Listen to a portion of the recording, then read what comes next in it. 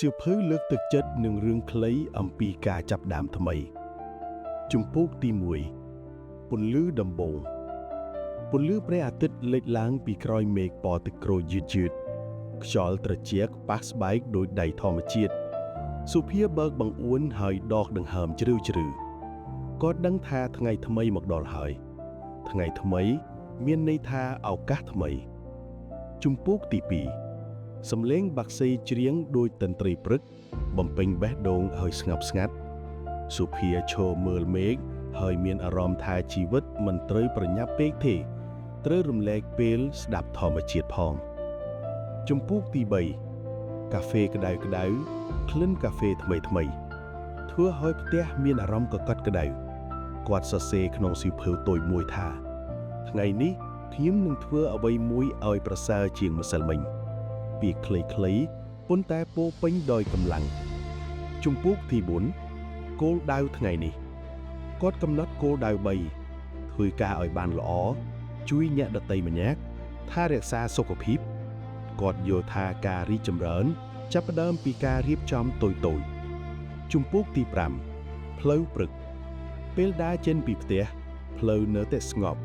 ពន្លឺថ្ងៃធ្វើឲ្យអ្វីមើលទៅស្អាតជាងធម្មតាគាត់ញញឹមដាក់អ្នកជិតខាងហើយទទួលបានស្នាមញញឹមត្រឡប់មកវិញជំពូកទី7មិត្តភាពតូចមួយនៅតាមផ្លូវគាត់ជួយជីដូនម្នាក់ឆ្លងផ្លូវជីដូននិយាយអរគុណ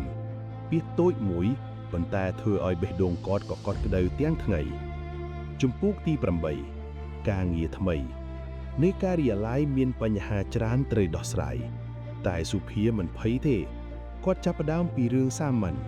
មួយជំហានម្ដងគាត់ជឿថាការចាប់ផ្ដើមសំខាន់ជាងភាពល្អល្អិតជំពូកទី9ពេលស្ងប់ស្ងាត់ពេលសម្រាកថ្ងៃត្រង់គាត់អង្គុយស្ងៀមមិនប្រើទូរស័ព្ទគាត់គិតអំពីអ្វីដែលបានធ្វើនិងអ្វីដែលអាចធ្វើបានល្អជាងមុនពេលស្ងប់ស្ងាត់ធ្វើឲ្យចិត្តច្បាស់ជំពូកទី10កម្លាំងក្នុងខ្លួនគាត់ចាប់អារម្មណ៍ថាកម្លាំងពិតមិនមែនមកពីអ្នកដទៃទេតែចេញពីខ្លួនឯងពេលជឿលើខ្លួនឯងអ្វីក៏មើលទៅអាចធ្វើបានជំពូកទី11ភាពលំបាកមិនមែនថ្ងៃទាំងមូលរលូនទេមានកំហុសនឹងការរិះគន់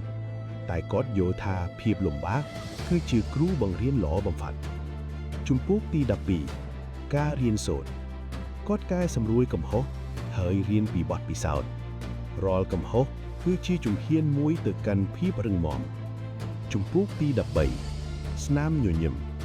សុភាចែករំលែកស្នាមញញឹមជាមួយមិត្តរួមការងារបរិយាកាសការងារក៏คล้ายទៅជាស្រស់ស្រាយគាត់ដឹងថាស្នាមញញឹមអាចផ្លាស់ប្ដូរថ្ងៃមួយទាំងមូលជំពូកទី14ពេលល្ងាចព្រះអាទិត្យចាប់ផ្ដើមលិចពន្លឺមាសប៉ះអាគារគាត់មានអារម្មណ៍ថាថ្ងៃនេះបានធ្វើអ្វីមានតម្លៃជំពូកទី15ដំណើរត្រឡប់ផ្ទះលើផ្លូវត្រឡប់គាត់ស្ដាប់តន្ត្រីស្រាលគាត់អរគុណខ្លួនឯងដែលបានព្យាយាមពេញមួយថ្ងៃជំពូកទី16គ្រួសារនៅផ្ទះគាត់អង្គុយញ៉ាំអាហារជាមួយគ្រួសារការសន្ទនាតូចប៉ុន្តែពោរពេញដោយក្តីស្រឡាញ់នេះហើយគឺជាសុភមង្គលជំពូកទី17ពេលផ្ទាល់ខ្លួនមុនគេងគាត់អានសៀវភៅបន្តិចនិងសរសេរគំនិតក្នុងសៀវភៅកំណត់ហេតុការយល់ដឹងអំពីខ្លួនឯងធ្វើឲ្យចិត្តស្ងប់ជំពូកទី18អំណរគុណគាត់សរសេររឿង3ដែលគាត់អរគុណថ្ងៃនេះទោះតូចក៏ដោយតែធ្វើឲ្យបេះដូងពោរពេញដោយសុភមង្គលជំពូកទី19ក្តីសុបិនមុនគេងគាត់គិតអំពីក្តីសុបិនអនាគតគាត់ដឹងថារាល់ព្រឹកគឺជាជំហានមួយទៅកាន់ក្តីសុបិននោះជំពូកទី20ពេលព្រឹកថ្មីព្រះអាទិត្យរះម្ដងទៀតពេលព្រឹកថ្មីចាប់ផ្ដើមសុភាញញឹម